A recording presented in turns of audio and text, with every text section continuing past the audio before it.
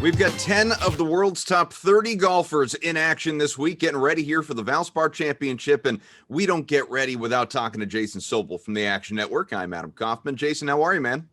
I'm doing well. Can't wait for the Valspar Championship to get started. We haven't seen one of these events in more than 2 years. Turns out that Tampa is more than just a football city. Yeah, as it turns out. So, looking at the top of the board, you would think normally you'd have, the world number one, Dustin Johnson, as the favorite. Obviously, he's participating. Thing is, he's not the favorite. You have Justin Thomas at the top of the heap at plus 1,000. DJ right behind him, plus 1,100. But how do you feel about that? And how do you feel about these two this week?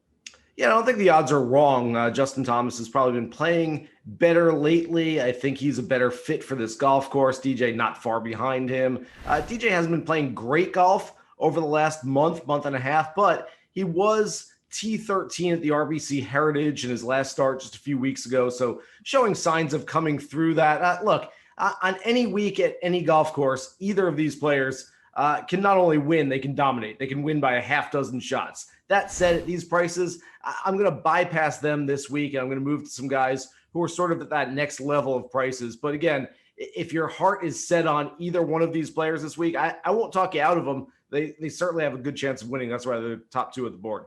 Okay, so you have Dustin and Justin on one level, but then you go to that next level, like you alluded to, and you have Corey Connors, Patrick Reed, these guys plus 1,800, the both of them. How do you decide between the two? I love Corey Connors this week.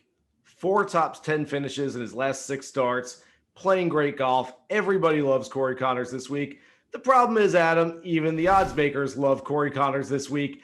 Tied for the third favorite. This is a guy who has 1 win at the Valero Texas Open 2 years ago to his name, and yet he's rising up those boards. Obviously, the odds makers knew that we were all going to like Corey Connors this week, so he was the 54-hole leader at this event 2 years ago. The last time it was played was paired with Tiger Woods in the final round, did not play well, finished in a share of 16th place, but a couple of weeks ago won that Texas Open I alluded to, his first career victory. He's been on a steep ascension ever since. I like him a lot. Do I like him to take him to a number he's really never been at before? Not really, but maybe for some other formats, top 10, DFS, those kind of things. I do like Connors this week. I think he's a good course fit.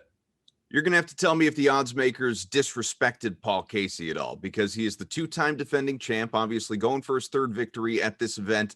Only plus 2,200 to win the whole thing, plus 125 to finish inside the top 20. How do you feel about him? Yeah, compared with Corey Connors, they probably did disrespect him a little bit. I mean, this is a guy who's going after a three-peat, which we don't see very often on the PGA Tour. Tiger Woods has most of them over the last 30 or 40 years, and there aren't a whole lot of guys who have been able to do this at specific events. Casey's playing well. I like Casey. Based on the law of averages, I'm probably going to fade him just because it's really hard for anyone to win back-to-back, let alone back-to-back-to-back. So I don't love him this week for that very reason, that at some point somebody else has to break through and win this thing. But look, I don't mind him for a top 10, top 20 this week. Like I said, he's playing well. He's in form. Strokes gained approach is his specialty, and that's what should be what sort of separates the guys on the leaderboard from the rest of the pack this week. So again, good player, like him, decent number, don't have a problem with it. Just probably not all over him based on the fact that I can't go chasing those 2 victories the last couple of years. This gets a little confusing, I think, because you have CHARL Schwartzel, who is a past winner here. 2016 won the Valspar Championship. Of course, coming off the Zurich Classic, he was good. He was a runner-up. Thing is, it's tandems. We talked about it last week. So, the fact that he was a runner-up wasn't all on him. It was actually his partner, Louis Oosthuizen, letting him down. So as we look at Schwartzel going into this event here, you got plus 12,500. It's a big, big number. Is that your favorite long shot right now? Yeah, come on, Adam. I mean, Louis feels bad enough already, and now you're going to rub it in and saying that he let down his partner last week. And your mother's watching, by the way, Louis. Boy, Louis with the sweetest swing in golf. I just don't know how that thing goes that far right when the water is all the way over there. In any case, yes, CHARL Schwartzel did play very well. 125 to 1, like you said, past champion here. I do like him. Even more importantly, my podcast partner over at Golf Bet, Justin Ray, he really likes him this week. He's way smarter than I am. So if he likes him, then I tend to tail that a little bit and jump on that. I don't know that he's my favorite long shot this week.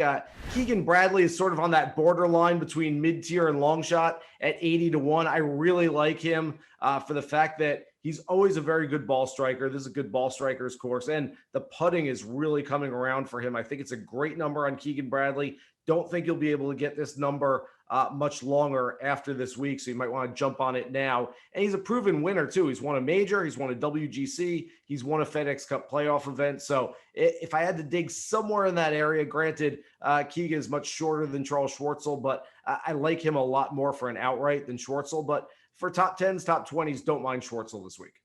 How about just some other long shots in general that stand out to you?